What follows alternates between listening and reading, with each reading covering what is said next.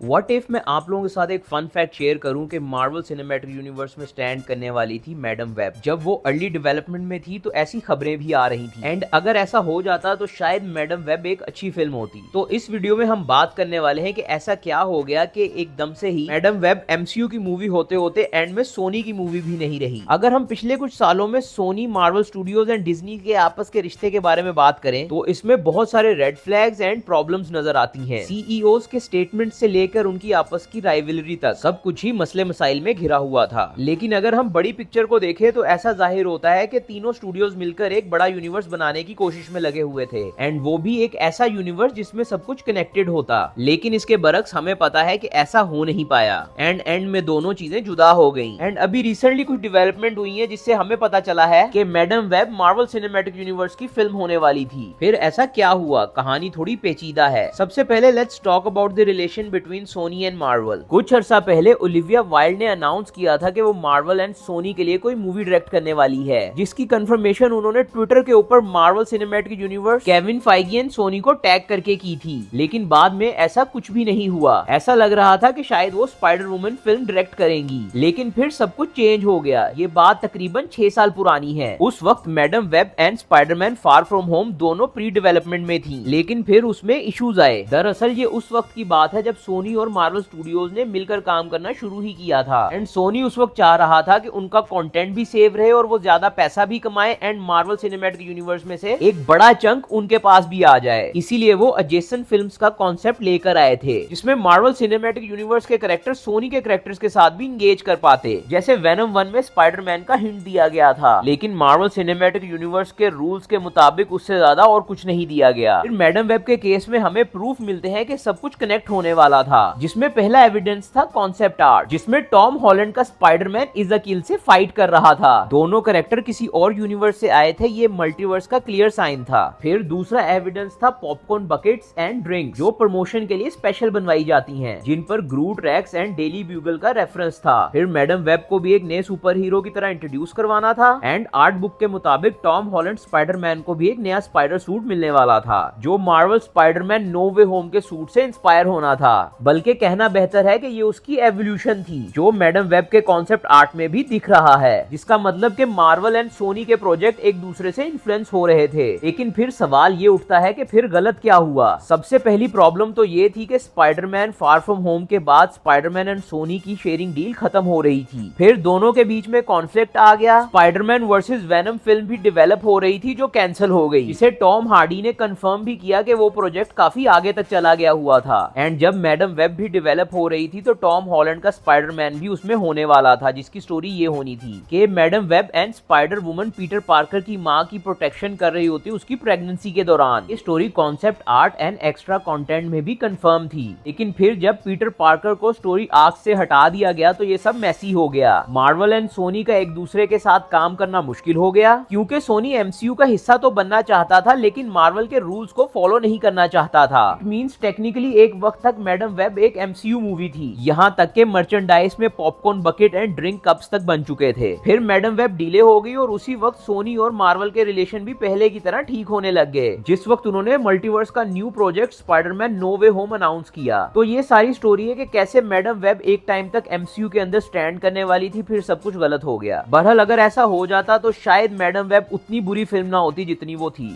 Any how ये थी पूरी वीडियो। अगर आपको पसंद आई है तो मुझे कमेंट्स में लाजमी बता दीजिएगा एंड और वीडियोस देखने के लिए चैनल को सब्सक्राइब कर लें।